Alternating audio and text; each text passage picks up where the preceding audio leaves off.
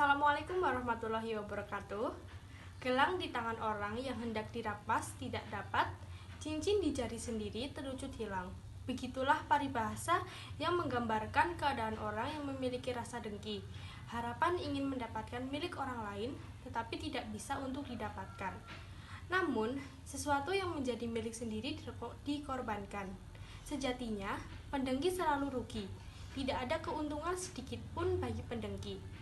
Memang, walaupun sedikit kadarnya, semua orang pernah merasakan kedengkian. Begitu saja sikap yang diambil ketika dengki mulai tumbuh, masing-masing orang berbeda.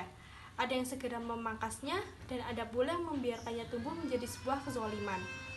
Apakah teman-teman tahu apa itu iri dan dengki? Pada dasarnya, iri dan dengki adalah penyakit hati manusia. Dengki dan iri dalam bahasa kita adalah perasaan tidak suka pada orang yang meraih atau mendapatkan suatu kenikmatan. Iri dan dengki sering digunakan untuk memaknai hasad. Hasad itu sendiri bukan hanya perasaan tidak suka, tapi juga disertai dengan keinginan supaya nikmat tersebut berpindah pada si pendengki.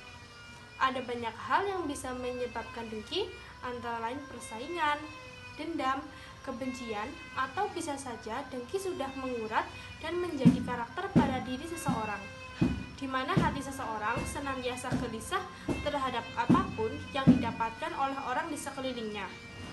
Misalnya, jika temanmu mendapatkan peringkat kelas dan kamu merasa iri, dia mendapatkan peringkat kelas karena memang pintar dan rajin, ya jadi wajar jika dia mendapatkannya. Maka selalu syukuri apa yang sudah Allah berikan kepada kita, karena Allah sangat adil kepada umat-umatnya. Tidak ada orang-orang yang patut dikasihani melebihi orang yang menderita penyakit iri dan dengki. Jika umumnya manusia berpikir dan berbuat sesuatu yang menguntungkan dirinya, tidak demikian dengan pendengki. Tidak ada keuntungan sedikit pun untuk pendengki. Pendengki selalu merasa resah jika orang lain mendapatkan kenikmatan. Hal ini tidak berakhir sebelum kenikmatan itu dicabut dari orang lain. Di sini kita tahu betapa jahatnya seorang pendengki. Ia tidak rela melihat orang lain bahagia, seperti halnya dalam firman Allah dalam Quran Surat Ali Imran ayat 120. Bila kamu memperoleh kebaikan, maka hal itu menyedihkan mereka. Dan jika kamu ditimpa kesusahan, maka mereka girang karenanya. Nabi bersabda dalam hadis Abu Dawud, hindarilah oleh kalian hasad, karena hasad bisa memakan kebaikan sebagaimana api melalap kayu bakar. Sungguh rugi para pendengki, selalu risau di dunia dan bangkrut di akhirat. Kemudian, iri dan dengki juga membahayakan diri sendiri dan orang lain. Efek kedengkian semakin parah ketika pendengki berambisi melampiaskan kedengkiannya semakin kuat, maka semakin besar dosa dan bahaya yang ditimbulkan baik mengenai diri sendiri ataupun orang lain. Bahkan dosa pertama yang dilakukan oleh iblis adalah dengki kepada Adam karena merasa dirinya lebih tinggi. Iri dan dengki juga bisa merusak kedamaian hidup dan dapat menimbulkan musuh antara satu sama lain.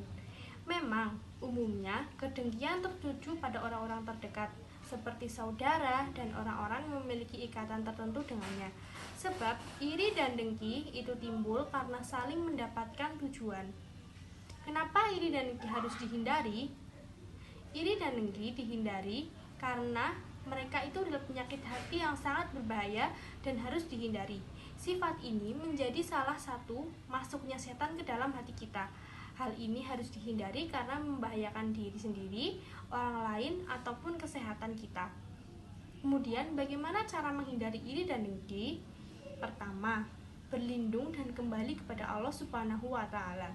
Selalu bersyukur kepada Allah atas segala nikmat dan karunia yang sudah diberikan kepada kita.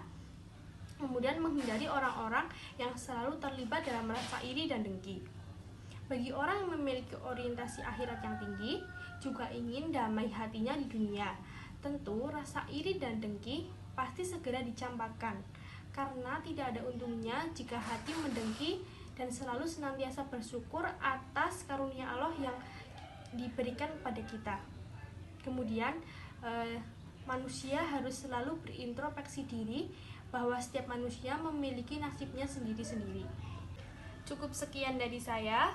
Terima kasih, semoga bermanfaat. Selamat menonton. Wassalamualaikum warahmatullahi wabarakatuh.